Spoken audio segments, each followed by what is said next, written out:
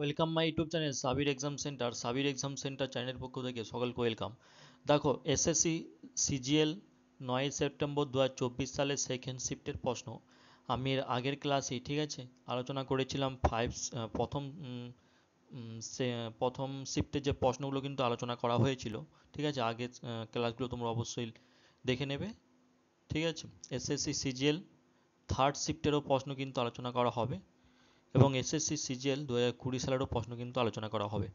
তাছাড়া এই ভিডিওতে কিন্তু ডিটেলসও আলোচনা করা হবে আগত এক্সামগুলোর জন্য কিন্তু খুবই গুরুত্বপূর্ণ। তাই তোমরা অবশ্যই ভিডিওটি শেষ পর্যন্ত দেখো।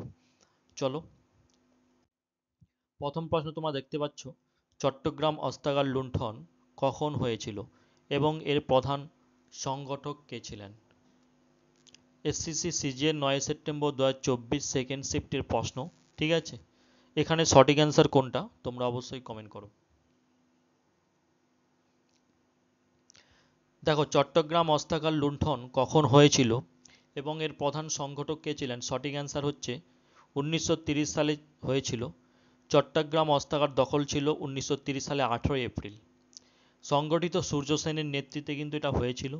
একজন স্বাধীনতাগামী বিপ্লবী ব্রিটিশ পুলিশ ও সহায়তায় বিভিন্ন বাহিনীর চট্টগ্রাম অবস্থিত অস্ত্রাগার দখলের প্রয়াস করেছিলেন। তাহলে এখানে আমরা বুঝতে পেরেছি এটা সূর্য সেন, মাস্টারদা সূর্য সেনের সহায়তায় কিন্তু নেতৃত্বে এটা হয়েছিল চট্টগ্রাম অস্ত্রাগার লুণ্ঠন, এবং 1930 সালে 18 এপ্রিল কিন্তু এটা সংগঠিত হয়েছিল। তাহলে এখানে আমরা অপশান অনুযায়ী অপশান এ কিন্তু সঠিক অ্যান্সার। পরবর্তী প্রশ্ন, গ্রীষ্মকালে ভারতের উত্তর পূর্বাঞ্চলে যে স্থানীয় হেড ওয়াইন্ড বয়ে যায় তার নাম কি? এসএসসি সিজিএল 9 সেপ্টেম্বর 2024 সেকেন্ড শিফটের প্রশ্ন। তোমরা যারা চ্যানেলে নতুন, চ্যানেলটি সাবস্ক্রাইব করো, ভিডিওটি লাইক করো। তোমরা ভিডিওটি লাইক করলে অবশ্যই আমাদের মোটিভেটেড জাগ্রত হবে পরবর্তী ভিডিও পাওয়ার জন্য। এবং অবশ্যই কোন টপিকের উপর ভিডিও চাচ্ছ, কি চাচ্ছ, ম্যাথ চাচ্ছ, রিজনিং চাচ্ছ, ইংলিশ, যে কোনো বিষয়ে কোন টপিক অবশ্যই তোমরা কোন এক্সামের জন্য অবশ্যই কমেন্ট করো। সেই অনুযায়ী কিন্তু আমরা ভিডিও নিয়ে আসবো, ঠিক আছে। অবশ্যই তোমাদের উপকারে আসবে। চলো, তাহলে এই প্রশ্নের সঠিক অ্যান্সার হচ্ছে অপশান বি, লু।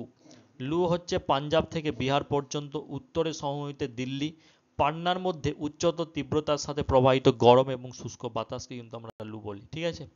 তাহলে গ্রীষ্মকালে ভারতের উত্তর পূর্বাঞ্চলে যে স্থানীয় বায়ু বয়ে যায় তার নাম হচ্ছে লু, ঠিক আছে। পরবর্তী প্রশ্ন চলে যাচ্ছি 3 দাগের। নিচের কোন উপজাতি তানা ভগত আন্দোলনের সাথে যুক্ত? এসএসসি সিজিএল 9 সেপ্টেম্বর 2024 সেকেন্ড শিফটের প্রশ্ন। নিচের কোন উপজাতি তানা ভগত আন্দোলনের সাথে যুক্ত? সকলে উত্তর দাও।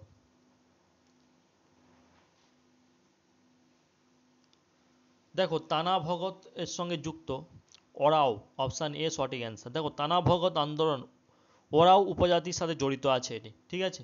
ওরাও উপজাতি ভারতের একটা তফসিলি উপজাতি। এটি কি উপজাতি? ওরাও হচ্ছে একটা ভারতের তফসিলি উপজাতি। প্রাথমিকভাবে ঝাড়খণ্ড, ছত্তিশগড়, উড়িষ্যার কিছু কিছু অংশে কিন্তু পাওয়া যায় ওরাও উপজাতি। তানা ভগত আন্দোলন ছিল একটি উপজাতির ধর্মীয় আন্দোলন যা কিনা 20 শতকের গোড়ার দিকে উদ্বুদ্ধ হয়েছিল, যার নেতৃত্বে যাত্রা ওরাও, যিনি তানা ভগত নামে পরিচিত, ঠিক আছে। দেখো, পরবর্তী প্রশ্ন দেখো, ছট পূজা নিচের কোন দেবতাকে উৎসর্গ করা হয়? ছট পূজা এসএসসি সিজিএল 9 সেপ্টেম্বর 2024 যে সেকেন্ড শিফটের এক্সাম হয়েছিল সেই সেকেন্ড শিফটের প্রশ্ন। এবং তাছাড়া এই প্রশ্নটি, ঠিক আছে, তারও আগে 2022 সালে কিন্তু এসে গিয়েছিল, ঠিক আছে। এই নয় যে পরবর্তী এক্সামগুলো আসবে না, অবশ্যই পরবর্তী এক্সামগুলোকে ফলো করো। সেম টু সেম তোমরা তো দেখেছো মিসলেনিয়াসের প্রশ্ন কেমন হয়েছে, ঠিক আছে। দেখো, ছট পূজা নিচের কোন দেবতাকে উৎসর্গ করা হয়? সঠিক অ্যান্সার সূর্যদেব। ছট পূজা একটা প্রাচীন হিন্দু উৎসব, ঠিক আছে, যা সূর্য দেবতাকে উৎসর্গ করা হয়। কাকে উৎসর্গ করা হয়? সূর্য দেবতাকে। অপশন বি সঠিক অ্যান্সার। এবং এই উৎসবটি মূলত বিহারে, ঝাড়খণ্ডে, উত্তরপ্রদেশের লোকেরা পালন করে, ঠিক আছে। কোথায় কোথায়? বিহার, ঝাড়খণ্ড, উত্তরপ্রদেশ। ছট পূজা ডালা ছট এবং সূর্য ষষ্ঠী নামেও কিন্তু পরিচিত। এর উৎসবের সময় ভক্তরা সূর্যদেবকে পৃথিবীতে জীবন টিকিয়ে রাখার জন্য তাকে ধন্যবাদ জানাতে প্রার্থনা করে থাকে। এই জন্যই, কিসের জন্য? যে পৃথিবীতে তাদের জীবন যাতে টিকে থাকে এই জন্য। তারপরে যে দেখতে পাচ্ছ শিব, এই শিব ছট পূজার জন্য উৎসর্গকৃত ঈশ্বর নন, ঠিক আছে, শিব একজন বিশিষ্ট হিন্দু দেবতা এবং অন্যান্য অনেক উৎসবেই পূজিত হয়ে থাকে শিব, আমরা জানি। তারপরে দেখতে হচ্ছে কৃষ্ণ। কৃষ্ণ ছট পূজার জন্য উৎসর্গকৃত ঈশ্বর নন এখানে, তিনি হচ্ছেন হিন্দু ধর্মের একজন জনপ্রিয় দেবতা এবং অন্যান্য অনেকে উৎসবের মধ্যে তাকে পালন করে থাকে অনেক। ঠিক আছে, তারপর হচ্ছে রাম। রাম কিন্তু ছট পূজার জন্য উৎসর্গকৃত ঈশ্বর কিন্তু নন, একজন সদ্য হিন্দু দেবতা। ঠিক আছে, তাকে কিন্তু অনেক উৎসবে কিন্তু পূজিত করা হয়ে থাকে। তাহলে সঠিক অ্যান্সার অপশন বি, সূর্যদেব। পরবর্তী প্রশ্নে আমরা চলে যাচ্ছি। ট্যাঙ্ক এবং কুণ্ড হলো বৃষ্টির জল সংগ্রহের ব্যবস্থার একটি কাঠামো যা সাধারণত নিম্নলিখিত কোন রাজ্যে ব্যবহার করা হয়? এসএসসি সিজের 9 সেপ্টেম্বর 2024 সালে সেকেন্ড শিফটে কিন্তু এক্সামে এসেছিল। ঠিক আছে, চলো এখানে সঠিক অ্যান্সার হচ্ছে কোনটা? দেখো, টাঙ্কা বা টাং বা ছোট টাং হচ্ছে একটা ঐতিহ্যবাহী বৃষ্টির জল, এটা হচ্ছে রাজস্থানে। অপশন ডি হচ্ছে সঠিক অ্যান্সার, রাজস্থান। ঠিক আছে, সংগ্রহের কৌশল রাজস্থানের বিকানের থর মরুভূমিতে কিন্তু একা, ঠিক আছে, ব্যবহার করা হয়। এই অঞ্চলের অধিবাসীরা কিন্তু ব্যবহার করে থাকে রাজস্থানের বিকানের অঞ্চল। ঠিক আছে, টাঙ্কা হচ্ছে একটি নালাকার পাকা ভূগর্ভস্থ গর্ত যার মধ্যে ছাদ, উঠান ও কৃত্রিমভাবে প্রস্তুত জলাধার থেকে বৃষ্টির জল কিন্তু প্রবাহিত হয়। ঠিক আছে, পরবর্তী প্রশ্ন 6 দাগের। মান্না দে কে ছিলেন? মান্না দেকে সকলে জানো, একজন কে ছিলেন? তিনি প্লেব্যাক গায়ক বা সঙ্গীত পরিচালক ছিলেন। এসএসসি সিজন 9 সেপ্টেম্বরে তোমরা এই প্রশ্নটা পেয়েছো। তোমরা কিন্তু কল্পনা করতে পারো না এই ধরনের প্রশ্ন আসবে কিনা। ঠিক আছে, দেখো, জিকে জিকে মানে এই কথা দিয়ে প্রশ্ন দিয়ে বোঝা মুশকিল, তবে সিলেবাসের বাইরে এক দুটো প্রশ্ন দিয়ে দিতে পারে। এটা মান্না দে একটা গায়ক থেকে প্রশ্ন দিয়েছে অবশ্যই। ঠিক আছে, এখানে কোনো সিলেবাসের বাইরে বলে কোনো কিছু নয় এটা। ঠিক আছে, 2005 সালে বাংলা ভাষায় তার আত্মজীবনী জীবনের জলসাগরে কার? মান্না দে। খ্যাতিনাম আনন্দ প্রকাশনীর মাধ্যমে এটা প্রকাশ করা হয়েছিল।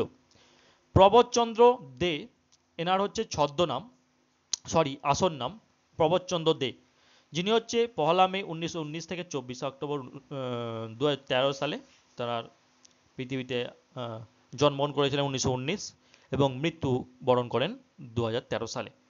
যিনি তার মঞ্চ নাম মান্না দে নামেও পরিচিত। ঠিক আছে, তিনি মঞ্চে যখন গান করতেন, ঠিক আছে, মঞ্চে তিনি মান্না দে নামে পরিচিত। তার আসল নাম হচ্ছে প্রবোধচন্দ্র দে, আসল নাম প্রবোধচন্দ্র দে। ঠিক আছে, তিনি হচ্ছে গায়ক, সঙ্গীত পরিচালক এবং সঙ্গীতজ্ঞ। পরবর্তী প্রশ্ন 7 দাগে। রাজা মহেন্দ্র প্রতাপ সিং স্টেট ইউনিভার্সিটি কোথায় অবস্থিত? রাজা Mahendra Pratap Singh, SSC সিজিএর 9 September 2024 exam এসেছে। এই প্রশ্নটা ঘাটলেও পাবে না, সঠিক অ্যান্সার হচ্ছে আলিগড়। ঠিক আছে, আলিগড়। চলো পরবর্তী 8 দাগে। ফিফা বিশ্বকাপের প্রথম আয়োজক দেশ ছিল কোনটা? এসএসসি সিজিএ 2020 সালে এসেছিল। ফিফা বিশ্বকাপের প্রথম আয়োজক দেশ, সঠিক অ্যান্সার অপশন বি, উরুগুয়ে। প্রথম ফুটবল বিশ্বকাপ 1930 সালে উরুগুয়ের মন্টেভিডিওতে আয়োজিত হচ্ছে। কোথায়? উরুগুয়ের মন্টেভিডিওতে। ঠিক আছে, এই প্রথম ফুটবল কাপ প্রতিযোগিতার বিজয়ী ছিল উরুগুয়ে এবং রানার আপ ছিল আর্জেন্টিনা। ঠিক আছে, runner up. FIFA international federation of association football, ফিফার ফুল ফর্ম। এটা হচ্ছে ফুটবলের সর্বোচ্চ নিয়ন্ত্রক সংস্থা যাকে বলা হয়, ফিফা। 1904 সালে প্রতিষ্ঠিত হয়েছিল এবং এর সদর দপ্তর জুরিক, সুইজারল্যান্ডে অবস্থিত। ঠিক আছে, কোথায় ফিফা কোথায় প্রতিষ্ঠিত হচ্ছে? জুরিক, এর সদর দপ্তর হচ্ছে জুরিক, সুইজারল্যান্ডে অবস্থিত, যেটি 1904 সালে প্রতিষ্ঠিত হয়েছে ফিফা। রবার্ট গুয়েরিন ছিলেন প্রথম সভাপতি এবং জিয়ান্নি ইনফান্তিনো তিনি হচ্ছে অ্যাসোসিয়েশনের বর্তমান সভাপতি। ঠিক আছে, 2022 ফিফা বিশ্বকাপ কাতারে অনুষ্ঠিত হয়েছে। ঠিক আছে, চলো দেখো, এই প্রশ্নটা তোমরা অবশ্যই কমেন্টে দেবে। ঠিক আছে, অবশ্যই কমেন্ট বক্সে এই প্রশ্নটা তোমরা দেবে এবং কমেন্ট করবে। ঠিক আছে, চলো, অল দ্য বেস্ট, ঠিক আছে, ভালো থাকবেন, সুস্থ থাকবেন।